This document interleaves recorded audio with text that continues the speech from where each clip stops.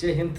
ಎಲ್ಲ ನನ್ನ ಅಗ್ನಿವೀರ ಟೈಗರ್ಸ್ಗೆ ಯಾರೆಲ್ಲ ಇವತ್ತಿನಿಂದ ಎಕ್ಸಾಮನ್ನು ಬರಿತಾ ಇದ್ದಿರಲ್ಲ, ಸೊ ಇಲ್ಲಿ ಬಂದ್ಬಿಟ್ಟು ಫಸ್ಟ್ನೇ ಶಿಫ್ಟ್ನಲ್ಲಿ ಯಾವ ಥರ ಎಕ್ಸಾಮ್ ಇತ್ತು, ಅದರ ಜೊತೆಗೆ ಏನೆಲ್ಲ ಡಾಕ್ಯುಮೆಂಟ್ಸ್ಗಳನ್ನ ಕೇಳ್ತಾ ಇದ್ದಾರೆ, ಸೊ ಅದ್ರದ್ದು ನಿಮಗೆ ಡೀಟೇಲ್ ಆಗಿ ಮಾಹಿತಿಯನ್ನು ಕೊಡ್ತಾ ಇದ್ದೀನಿ. ಪ್ರತಿಯೊಬ್ಬರು ಕೂಡ ನೆಕ್ಸ್ಟ್ ಎಕ್ಸಾಮ್ ಬರಿತಿರ್ತಕ್ಕಂಥವ್ರಿಗೆ ಬಹಳಷ್ಟು ಇಂಪಾರ್ಟೆಂಟ್ ಆಗಿರ್ತಕ್ಕಂಥ ಮಾಹಿತಿ ಇದು. ಓಕೆ, ಇಲ್ಲಿ ಬಂದ್ಬಿಟ್ಟು ಯಾರೆಲ್ಲ ಎಕ್ಸಾಮಿಗೆ ಫಸ್ಟ್ ಶಿಫ್ಟನ್ನು ಎಕ್ಸಾಮ್ ಅಟೆಂಡ್ ಮಾಡಿದವರಾಯಿತು, ಸೊ ನೆಕ್ಸ್ಟ್ ಸೆಕೆಂಡು ಮತ್ತು ಥರ್ಡು ಫೋರ್ತ್ ಏನಿದೆಯಲ್ಲ ಅದರ ಜೊತೆಗೆ ನೆಕ್ಸ್ಟ್ ಡೇ ಎಕ್ಸಾಮಿಗೆ ಅಟೆಂಡ್ ಆಗ್ತಿರತಕ್ಕಂಥವ್ರಿಗೆ ಬಹಳಷ್ಟು ಇಂಪಾರ್ಟೆಂಟು. ಓಕೆ, ಯಾಕಂದರೆ ಸಾಕಷ್ಟು ಜನ ಸರ್ ಎಕ್ಸಾಮಿಗೆ ಹೋಗಿದಾರಲ್ಲ, ಅವ್ರ ಹತ್ರ ಏನಾದರೂ ಮಾಹಿತಿನ ತಿಳ್ಕೊಂಡು ಅಥವಾ ನೀವು ಕೂಡ ಎಕ್ಸಾಮ್ ಸೆಂಟರ್ಗೆ ಹೋಗಿ, ಸೊ ನಮಗೆ ನಿಮಗೋಸ್ಕರನೇ ನಾವು ವಿಡಿಯೋಗಳನ್ನು ನೋಡೋದು ವೇಟಿಂಗನ್ನು ಮಾಡ್ತಾ ಇರ್ತೀವಿ. ಸೊ ನಿಮ್ಮ ವಿಡಿಯೋನ ನಾವು ಇನ್ಫಾರ್ಮೇಷನನ್ನು ತಿಳ್ಕೊಳ್ಬೇಕು ಸರ್, ನಮ್ಗೆ ಆದಷ್ಟು ಫಸ್ಟ್ ಟೈಮ್ ಎಕ್ಸಾಮನ್ನು ಬರಿತಾ ಇದ್ದೀವಿ, ಅದ್ರ ಬಗ್ಗೆ ಏನೂ ಕೂಡ ನಾಲೆಜ್ ಇಲ್ಲ ಸರ್ ಅಂತ ಪ್ರತಿಯೊಬ್ಬರು ಕೂಡ ನಮ್ಮ ಎಲ್ಲ ಆರ್ಮಿ ಎಸ್ಪೆಂಟ್ಸ್ ಕೂಡ ಕೇಳ್ತಾ ಇದ್ರಿ.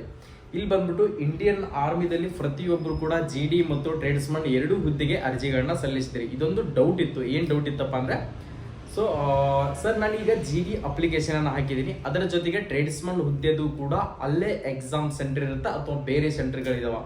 ಸೊ ಅಲ್ಲಿ ಬಂದ್ಬಿಟ್ಟು ಸೇಮ್ ಟು ಸೇಮ್ ಅದೇ ಸಿಟಿಯಲ್ಲಿ ಬೇರೆ ಬೇರೆ ಒಂದೊಂದು ಕಾಲೇಜ್ನಲ್ಲಿ ಬೇರೆ ಕಡೆ ಬಂದಿದ್ದಾವೆ. ಒಂದಿಷ್ಟು ಜನದು ಅದೇ ಕಾಲೇಜಿಗೆ ನೆಕ್ಸ್ಟ್ ಡೇನು ಕೂಡ ಎಕ್ಸಾಮ್ ಅಟೆಂಡ್ ಮಾಡೋಕ್ಕೆ ಅವಕಾಶವನ್ನು ಕೊಟ್ಟಿದ್ದಾರೆ. ಇಲ್ಲಿ ಬಂದ್ಬಿಟ್ಟು ನೋಡ್ಕೊಡ್ರಿ, ನೀವು ಹೋಗ್ಬೇಕಾದ್ರೆ ಏನೆಲ್ಲ ಡಾಕ್ಯುಮೆಂಟ್ಸ್ಗಳನ್ನ ಕೇಳ್ತಾ ಇದ್ದಾರೆ ಅಂತಂದರೆ, ಸೊ ಅಲ್ಲಿ ಬಂದ್ಬಿಟ್ಟು ನಿಮ್ಮ ಆಧಾರ್ ಕಾರ್ಡನ್ನು ಕಂಪಲ್ಸರಿಯಾಗಿ ಫಸ್ಟ್ ಆಫ್ ಆಲ್ ಏನು ತೊಗೊಂಡು ಹೋಗ್ಬೇಕು ಅದನ್ನು ಕೂಡ ಕರೆಕ್ಟಾಗಿ ತಿಳ್ಕೊಳ್ಳಿ. ಫಸ್ಟಿಗೆ ನಿಮ್ಮ ಹತ್ರ ಏನು ಇರಬೇಕಪ್ಪ ಅಂತಂದರೆ, ಮೊದಲನೇದಾಗಿ ಅಡ್ಮಿಟ್ ಕಾರ್ಡನ್ನು ತೊಗೊಂಡು ಹೋಗ್ರಿ. ಓಕೆ, ಅಡ್ಮಿಟ್ ಕಾರ್ಡ್ ಆದಮೇಲೆ second Aadhaar card.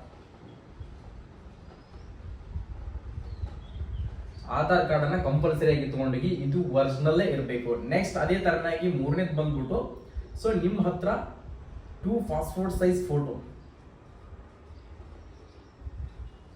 2 passport size ಫೋಟೋಸ್ಗಳನ್ನ 2 ಪಾಸ್ಪೋರ್ಟ್ ಸೈಜ್ ಫೋಟೋಸ್ ಅನ್ನು ತಗೊಂಡೋಗ್ರಿ. ಅದರ ಜೊತೆಗೆ ಇದು ಲಾಸ್ಟ್ ಸ್ಟೆಪ್.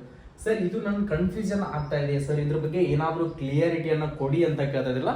ಸೊ ಸಾಕಷ್ಟು ಜನಗಳು ವಿಡಿಯೋದಲ್ಲಿ ಕೂಡ ಇದು ಏನು ಕೊಟ್ಟಿದ್ದಾರಪ್ಪ ಅಂತಾರೆ, ಕಂಪಲ್ಸರಿಯಾಗಿ SSLC ಮಾರ್ಕ್ಸ್ ಕಾರ್ಡನ್ನು ತೊಗೊಂಡು ಹೋದ್ರೆ ಮಾತ್ರ ನಿಮಗೆ ಎಕ್ಸಾಮಿಗೆ ಅಟೆಂಡ್ ಮಾಡ್ತಾರ ಅಂತ ಹೇಳಿ ಅಂತಿದ್ರು.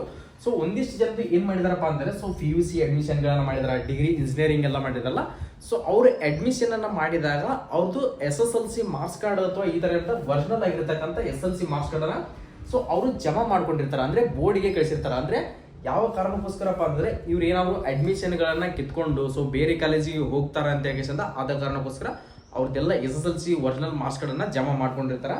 ಸೊ ಇದು ಕಂಪಲ್ಸರಿಯಾಗಿ ಇರೋದಿಲ್ಲ. SSLC ಮಾರ್ಕ್ಸ್ ಕಾರ್ಡ್ ಏನಿದೆಯಲ್ಲ, ಸೊ ಇದು ಕಂಪಲ್ಸರಿಯಾಗಿ ಇರೋದಿಲ್ಲ. ಇದ್ರೂ ಓಕೆ, ಇರಲಿಲ್ಲ ಅಂತಂದ್ರು ಓಕೆ, ನಡೀತದ. ಓಕೆ, ಇದು ಯಾವ ಕಾರಣಕ್ಕೋಸ್ಕರ ಬೇಕಾಗುತ್ತೆ SSLC ಮಾರ್ಕ್ಸ್ ಕಾರ್ಡ್ ಅನ್ನೋದು ನಾನು ತಿಳಿಸ್ಕೊಡ್ತೀನಿ ನೋಡ್ಕೊಂಡ್ರಿ. ಸೊ ನಿಮ್ಮ ಅಡ್ಮಿಟ್ ಕಾರ್ಡ್ದಲ್ಲಿ ನೀವೇನಾದರೂ ಅರ್ಜಿಯನ್ನು ಸಲ್ಲಿಸುವಾಗ ಏನಾದರೂ ಸ್ಪೆಲ್ಲಿಂಗ್ ಮಿಸ್ಟೇಕ್ ಆಗಿದ್ರೆ, ಓಕೆ, ಏನಾದರೂ ಸರ್ ನೇಮಲ್ಲಿ ಆಯಿತು, ಫಾದರ್ ನೇಮಲ್ಲಿ ಆಯಿತು, ಮದರ್ ನೇಮಲ್ಲಿ ಆಯಿತು, ಅಪ್ಲಿಕೇಶನ್ ಅನ್ನು ಹಾಕುವಾಗ ಈಗೊಂದು ನಾನು ಒಂದು ಅರ್ಜುನ್ ನೋಡ್ಕೊಡ್ರಿ, ನಾನೊಂದು ಹೆಸರು ಬರ್ತೀನಿ. ಓಕೆ, ಇದು ಅರ್ಜುನ್ ನೇಮ್ ಅಂತ ತಿಳ್ಕೊಡ್ರಿ. ಅವ್ರ ಸರ್ ನೇಮ್ ಏನೋ ಒಂದು ಪಾಟೀಲ್, ಇದು ಪಾಟೀಲ್ ಇದೆ ಅಂತ ತಿಳ್ಕೊಡ್ರಿ.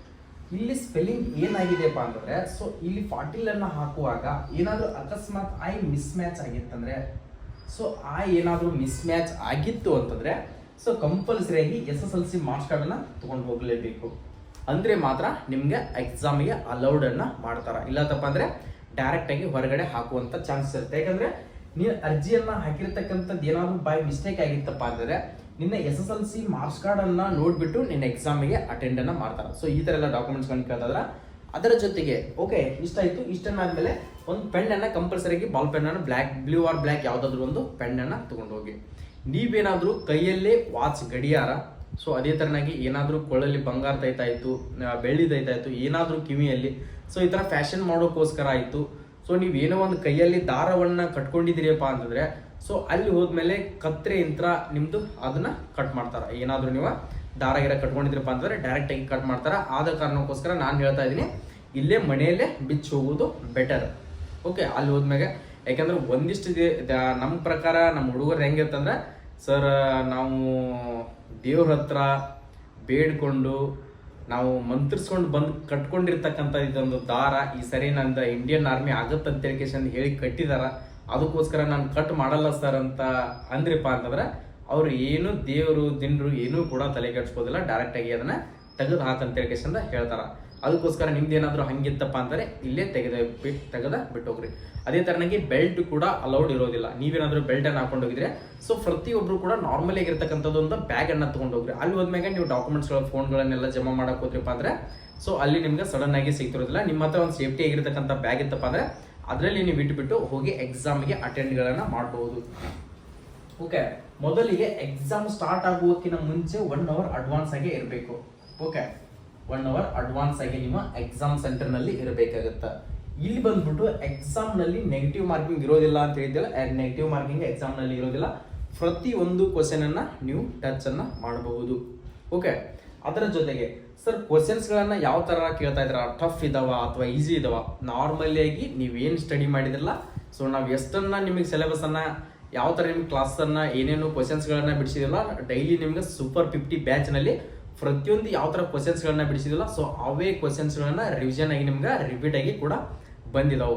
ಸೊ ಪ್ರತಿಯೊಬ್ಬರಿಗೆ ಕೂಡ ಆಲ್ಮೋಸ್ಟ್ ಆಲ್ ಯಾರೆಲ್ಲ ಚೆನ್ನಾಗಿ ಕುಂತು ಇಷ್ಟು ದಿನ ಸ್ಟಡಿ ಮಾಡಿದ್ರಲ್ಲ ಪ್ರತಿಯೊಬ್ಬರಿಗೆ ಕೂಡ ಎಕ್ಸಾಮ್ ನಾರ್ಮಲಿ ಆಗಿ ಈಸಿನೇ ಆಗ್ತಾ ಇದೆ. ಯಾರು ಕೂಡ ಟೆನ್ಷನ್ ಅನ್ನ ಮಾಡ್ಕೊಳಕ್ ಹೋಗ್ಬೇಡ್ರಿ. ನಾಳೆ ಇರ್ತಕ್ಕಂಥವ್ರು ಬಹಳಷ್ಟು ಟೆನ್ಷನ್ ಅನ್ನ ತಗೋತಾ ಇದ್ರೆ ಸೊ ಇವತ್ತು ಎಕ್ಸಾಮ್ ಯಾವ ತರ ಇದೆ, ಸೊ ಏನಾದರೂ ಟಫ್ ಆಗ್ಬಹುದಾ, ಸೊ ನಂದು ಎಕ್ಸಾಮ್ ಕ್ಲಿಯರ್ ಆಗುತ್ತೋ ಇಲ್ಲೋ, ಅದ್ರ ಬಗ್ಗೆ ಏನಾದರೂ ಡೌಟ್ಸ್ ಅನ್ನ ಹೇಳಿ ಸರ್, ಯಾಕಂದ್ರೆ ನಾನು ಅದೇ ಗೊಂದಲದಲ್ಲಿದ್ದೀನಿ ಅಂತ. ಸೊ ಎಲ್ಲರೂ ಕೂಡ ಫ್ರೀಯಾಗಿ ಹೋಗ್ರಿ, ಯಾರು ಕೂಡ ಎಕ್ಸಾಮ್ಗೆ ಟೆನ್ಷನ್ದಲ್ಲಿ ಹೋಗಕ್ಕೆ ಹೋಗ್ಬೇಡ್ರಿ. ಪ್ರತಿಯೊಬ್ಬರು ಕೂಡ ಈ ಸರಿ ಇಂಡಿಯನ್ ಆರ್ಮಿ ಸೆಲೆಕ್ಷನ್ ಆಗಿ ಆಗ್ತೀರಾ. ಫಸ್ಟ್ ಆಫ್ ಆಲ್ ಎಫರ್ಟ್ ಅನ್ನ ಹಾಕಿ ಎಕ್ಸಾಮ್ ಅನ್ನ ಯಾವ ತರ ಕ್ರ್ಯಾಕ್ ಮಾಡಬೇಕು ಅನ್ನೋದು ಕೂಡ ಇಂಪಾರ್ಟೆಂಟ್ ಆಗುತ್ತೆ. ನಾನು ಹೇಳ್ತೀನಿ ಇನ್ನೊಂದ್ಸರಿ ನಿಮ್ಗೆ ಮೊದಲೇ ವಿಡಿಯೋದಲ್ಲಿ ಕೂಡ ಮಾಹಿತಿಯನ್ನು ಕೊಟ್ಟಿದ್ದೀನಿ, ಇನ್ನೊಂದ್ಸರಿ ಕೊಡ್ತೀನಿ ಅನ್ಕೊಡ್ರಿ. ಎಕ್ಸಾಮ್ ಸೆಂಟರ್ ಒಳಗಡೆ ಹೋದ್ಮೇಲೆ ಸೊ ಕರೆಕ್ಟಾಗಿ ಸೈಲೆಂಟಾಗಿ ನಿಮ್ಮ ಜ್ಞಾನ ಯಾವ ಕಡೆ ಇರಬೇಕಂದ್ರೆ ಎಕ್ಸಾಮನ್ನು ನಾನು ಅಟೆಂಡ್ ಮಾಡಬೇಕು, ಇಷ್ಟು ಟೈಮ್ ಒಳಗಡೆ ಈ ಸೆಕ್ಷನ್ ಮುಗಿಸ್ಬೇಕು, ಇಷ್ಟು ಟೈಮ್ ಒಳಗಡೆ ಈ ಸೆಕ್ಷನ್ ಮುಗಿಸ್ಬೇಕು, ನೆಕ್ಸ್ಟ್ ಒಂದು ರೌಂಡ್ ಮುಗಿದ್ಮೇಲೆ ಸೆಕೆಂಡ್ ರೌಂಡಿಗೆ ನಾನು ಇಷ್ಟು ಟೈಮ್ ತೊಗೋಬೇಕು, ಥರ್ಡ್ ರೌಂಡನ್ನು ಇಷ್ಟು ಟೈಮಿಂಗ್ ತೊಗೋಬೇಕು, ಅಷ್ಟರ ಒಳಗಡೆ ಎಕ್ಸಾಮ್ ಮುಗಿಸ್ಬೇಕಂತ ಹೇಳಿ ಲಕ್ಷ್ಯ ನಿಮ್ದು ಅಲ್ಲಿರಬೇಕು. ನಿಮ್ಮ ದೋಸ್ತ್ ಏನಾದರೂ ಮಗ್ಲ ಕುಂತಿದ್ದಪ್ಪ ಅಂದರೆ ಅವನ ಜೊತೆ ಮಾತು ಹೇಳ್ಕೊತಾ ಕುಂದಿರುವಂಥ ಸಮಯ ಅಲ್ಲ ಅದು. ನಿನ್ನ ಜೀವನವನ್ನ ಬದಲಾಯಿಸುವಂತ ಸಮಯದಲ್ಲಿ ನೀನು ನಿನ್ನ ದೋಸ್ತನ ಜೊತೆ ಮಾತಾಡ್ಕೊತ ಕುಂತ್ರ ಏನು ಆಗಕ ಸಾಧ್ಯನೇ ಇರೋದಿಲ್ಲ. ಯಾಕಂದ್ರೆ ಅಷ್ಟು ನೀ ಕೇರ್ಫುಲ್ ಆಗಿ ಎಕ್ಸಾಮ್ ಅನ್ನ ಬರೀದಿಯಪ್ಪ ಅಂದ್ರೆ ಮಾತ್ರ ಇಂಡಿಯನ್ ಆರ್ಮಿ ವರದಿ ಹಾಕಕ್ಕೆ ಸಾಧ್ಯ ಆಗುತ್ತೆ. ಇಲ್ಲ ಅಂತಂದ್ರೆ ನೀ ಜಸ್ಟ್ ಈ ಫಸ್ಟ್ ಸ್ಟೇಜ್ ಎಕ್ಸಾಮ್ ಅನ್ನ ಕ್ಲಿಯರ್ ಮಾಡಿಬಿಟ್ಟು ಸೊ ನನ್ನ ಮಗ ಇಂಡಿಯನ್ ಆರ್ಮಿ ಸೇರ್ತಾನ, ಸೊ ಆರ್ಮಿ ಸೆಲೆಕ್ಷನ್ಗೆ ಹೋಗಿದಾನ ಅಂತ ಹೇಳಿ ನಿಮ್ಮ ತಂದೆ ತಾಯಿಗಳು ಕೂಡ ಕನಸನ್ನ ಕಟ್ಕೊಂಡು ಕುಂತಿರ್ತಾರ. ಕರೆಕ್ಟಾಗಿ ಹೋಗಿ ಎಕ್ಸಾಮನ್ನು ಬರೀರಿ. ಯಾಕಂದರೆ ಎಕ್ಸಾಮನ್ನು ಬರಿಬೇಕಂದ್ರೆ ಏನು ಟಾರ್ಗೆಟ್ ಇಟ್ಕೋಬೇಕಪ್ಪ ಅಂದರೆ ನಾನು ಫೈನಲ್ ಕಟ್ ಆಫ್ ಲಿಸ್ಟ್ನಲ್ಲಿ ಬರಬೇಕು ಅನ್ನೋದು ಕೂಡ ಟಾರ್ಗೆಟ್ ಇಟ್ಕೊಂಡು ಎಕ್ಸಾಮನ್ನು ಬರೀರಿ. ನೀವೇನಾದರೂ ಫಸ್ಟ್ ಎಕ್ಸಾಮನ್ನು ಕ್ವಾಲಿಫೈ ಮಾಡಿಬಿಟ್ಟು ಫಿಸಿಕಲ್ ಮೆಡಿಕಲ್ ಆದಮೇಲೆ ಫೈನಲ್ ಮೆರಿಟ್ನಲ್ಲಿ ಫೇಲ್ ಆದ್ರಪ್ಪ ಅಂದರೆ ಬಹಳಷ್ಟು ಕಷ್ಟ ಕೂಡ ಆಗ್ತದೆ. ಓಕೆ, ಪ್ರತಿಯೊಂದು ಕೂಡ ನಾರ್ಮಲಿ ಆಗಿದಾವೆ, ಯಾರು ಕೂಡ ಭಯ ಪಡುವಂಥ ಅವಶ್ಯಕತೆ ಇಲ್ಲ. ಆರಾಮ್ಸಾಗಿ ಎಕ್ಸಾಮ್ ಕೂಲಾಗಿ ಎಕ್ಸಾಮನ್ನು ಬರೀರಿ. ನೆಕ್ಸ್ಟ್ ಡೇ ಬರ್ತಕ್ಕಂಥ ಟ್ರೇಡ್ಮನ್ನು ಕೂಡ ಅರ್ಜಿಗಳನ್ನ ಸಲ್ಲಿಸಿದ್ರಿ. ಸೊ ಟ್ರೇಡ್ಮನ್ನಿಗೆ ಕೂಡ ಸೇಮ್ ಟು ಸೇಮ್ ಇದಕ್ಕೆ ನಿಮ್ಗೆ ನಾರ್ಮಲ್ ಆಗಿರ್ತ ಕ್ವಶನ್ಸ್ಗಳು ಅಲ್ಲಿ ಸೇಮ್ ಟು ಸೇಮ್ ಇದೇ ಥರ ಇರ್ತಾವೆ. ಈಗೇನು ಫಸ್ಟ್ ಫೇಸ್ ಎಕ್ಸಾಮನ್ನು ಏನು GD ಬರೆದಿಲ್ಲ ಸೊ ನಿಮಗೂ ಸೆಕೆಂಡ್ ಟ್ರೇಡ್ಮನ್ ಎಕ್ಸಾಮ್ ಕೂಡ ನಾರ್ಮಲ್ ಆಗಿ ಇರ್ತದೆ. ಎಲ್ಲರಿಗೂ ಕೂಡ ಆಲ್ ದಿ ಬೆಸ್ಟ್, ಒಳ್ಳೇದಾಗಲಿ. ಯಾರೆಲ್ಲ ಎಕ್ಸಾಮಿಗೆ ನಾಳೆ ನಾಡ್ದೆ ಇದೆಯಲ್ಲ ನಿಮ್ಮ ಡೇಟನ್ನು ಸೊ ನಿಮ್ಗೆ ಏನೋ ಡೌಟ್ಸ್ಗಳಿತ್ತಂದರೆ ಸೊ ಇವತ್ತು ಎಕ್ಸಾಮ್ ಬರೆದವರಾಯಿತು, ನಿಮ್ಮ ಎಕ್ಸಾಮ್ ಯಾವ ಥರ ಆಗಿದೆ ಏನು, ಸೊ ಯಾವ ಥರ ಕ್ವಶನ್ಸ್ಗಳನ್ನ ಕೇಳಿದಾರ ಸರ್ ನಂದು ಈ ಸಾರಿ ಆಗುತ್ತಾ ಇಲ್ಲ, ಪ್ರತಿಯೊಂದು ಏನೋ ನಿಮ್ಮ ಡೌಟ್ಗಳಿತ್ತಂತಂದರೆ ಪ್ರತಿಯೊಬ್ಬರು ಕೂಡ ಕಮೆಂಟ್ ಸೆಕ್ಷನ್ದಲ್ಲಿ ಕಮೆಂಟನ್ನು ಹಾಕಿ. ಓಕೆ, ಅದನ್ನು ನೋಡಿಬಿಟ್ಟು ಎಕ್ಸಾಮ್ ನೀವು ಬರ್ದಿದ್ರಲ್ಲ ಸೊ ನಿಮ್ದನ್ನು ನೋಡಿಬಿಟ್ಟು ಇನ್ನಷ್ಟು ಜನಕ್ಕೆ ಹೆಲ್ಪ್ಫುಲ್ ಆಗುತ್ತೆ. ಯಾಕಂದ್ರೆ ಸರ್ ಈ ಥರ ಎಕ್ಸಾಮ್ ಇತ್ತು ಸರ್, ಯಾಕಂದ್ರೆ ಅವ್ರಿಗೆ ಕೂಡ ಒಂದೇನೋ ಖುಷಿ ಆಗುತ್ತೆ, ಓಕೆ ಈ ಥರ ಎಕ್ಸಾಮ್ ಇದೆ ನಾನು ಕೂಡ ಪಾಸ್ ಆಗ್ಬಹುದಲ್ಲ, ಸೊ ಆ ಥರ ಅವ್ರಿಗೆ ಕಾನ್ಫಿಡೆಂಟ್ ಆದರೂ ಬರ್ತದೆ. ಪ್ರತಿಯೊಬ್ಬರು ಕೂಡ ಕಮೆಂಟನ್ನು ಹಾಕಿ. ಸೊ ಎಲ್ಲರಿಗೂ ಕೂಡ ಆಲ್ ದಿ ಬೆಸ್ಟ್, ಒಳ್ಳೇದಾಗಲಿ. ನೀವೇನಾದರೂ ಮೊದಲ ಬಾರಿಗೆ ನಮ್ಮ ಯೂಟ್ಯೂಬ್ ಚಾನಲನ್ನು ನೋಡ್ತಾ ಇದ್ದೀರಿ ಅಂತಂದರೆ ನಮ್ಮ ಯೂಟ್ಯೂಬ್ ಚಾನಲ್ಗೆ ಒಂದು ಲೈಕ್ ಮಾಡಿ. ವಿಡಿಯೋನ ಪ್ರತಿಯೊಬ್ಬ ನಿಮ್ಮ ಸ್ನೇಹಿತನಿಗೂ ಕೂಡ ವಾಟ್ಸಪ್ ಗ್ರೂಪ್, ಟೆಲಿಗ್ರಾಮ್, ಇನ್ಸ್ಟಾಗ್ರಾಮ್ ಪ್ರತಿಯೊಂದರಲ್ಲಿ ಕೂಡ ವಿಡಿಯೋನ ಶೇರ್ ಮಾಡಿಕೊಡ್ರಿ. ಅದರ ಜೊತೆಗೆ ನೀವೇನಾದರೂ ಎಕ್ಸಾಮ್ ಬರೆದ ಮೇಲೆ ಸರ್ ನಾನು ಕಾನ್ಫಿಡೆಂಟ್ ನಾನು ಎಕ್ಸಾಮ್ ಪಾಸ್ ಆಗ್ತೀನಿ ಸರ್, ನಾನು ಫಿಸಿಕಲಲ್ಲಿ ವೀಕ್ನೆಸ್ ಇದ್ದೀನಿ, ಸೊ ನಾನು ಯಾವುದಾದ್ರು ನಿಮ್ಮ ಅಕಾಡೆಮಿಗೆ ಬರಬೇಕಂತ ಅನ್ಕೊಂಡಿದ್ರೆ ಸೊ ನಮ್ಮದೇ ಆಗಿರ್ತಕ್ಕಂಥ HJ ಡಿಫೆನ್ಸ್ ಅಕಾಡೆಮಿ ಅಂತ ಯಾಕೆಂದ್ರೆ ಬಾಗಲಕೋಟದಲ್ಲಿ ಈಗಾಗಲೇ ನಾವು ಫಿಸಿಕಲ್ ಬ್ಯಾಚಸ್ ಅನ್ನ ಸ್ಟಾರ್ಟ್ ಮಾಡ್ತಾ ಇದ್ವಿ. ಅದರ ಜೊತೆಗೆ ಈ ಸಾರಿ ನಮ್ಮ ಬಾಗಲಕೋಟೆ ಡಿಸ್ಟ್ರಿಕ್ಟ್ ಸ್ಟೇಡಿಯಂದಲ್ಲೇ ನಡೆಯುವಂಥ ಚಾನ್ಸಸ್ ಇದೆ. ಅಗ್ನಿವೀರ್ ಈ ಸರಿ ನಿಮ್ಮ ಫಿಸಿಕಲ್ ಮಂಗಳೂರು ಏರೋದ ನಮ್ಮ ಬಾಗಲಕೋಟೆ ಡಿಸ್ಟ್ರಿಕ್ಟ್ ಸ್ಟೇಡಿಯಂ ನಾವೇನು ಫಿಸಿಕಲ್ ಮಾಡಿಸ್ತೀವಲ್ಲ ಅದೇ ಗ್ರೌಂಡಿನಲ್ಲಿ ನಡೆಸುವಂಥ ಸಾಧ್ಯತೆ ಇದೆ. ಆದ ಕಾರಣಕ್ಕೋಸ್ಕರ ನಮ್ಮ ಹತ್ರ ಲಿಮಿಟೆಡ್ ಸೀಟ್ಗಳನ್ನು ಇಟ್ಕೊಂಡಿದ್ದೀವಿ ನಾವು. ನೀವೇನಾದರೂ ಬಂದು ಫಿಸಿಕಲ್ಗೆ ಜಾಯ್ನ್ ಆಗಬೇಕಪ್ಪ ಅನ್ಕೊಂಡಿದ್ದೀರಪ್ಪ ಅಂದರೆ ಅಡ್ವಾನ್ಸ್ ಆಗಿ ನೀವು ಅಡ್ಮಿಷನ್ಗಳನ್ನು ಬುಕ್ಕಿಂಗನ್ನು ಮಾಡ್ಕೊಳ್ಬೇಕಾಗತ್ತೆ. ಓಕೆ, ವಿಡಿಯೋನ ಪ್ರತಿಯೊಬ್ಬ ನಿಮ್ಮ ಸ್ನೇಹಿತನಿಗೂ ಕೂಡ ಸೇರನ್ನು ಮಾಡಿಕೊಡ್ರಿ. ಎಲ್ಲರಿಗೂ ಕೂಡ ಆಲ್ ದಿ ಬೆಸ್ಟ್, ಒಳ್ಳೆಯದಾಗಲಿ. ಜೈ ಹಿಂದ್, ಜೈ ಕರ್ನಾಟಕ.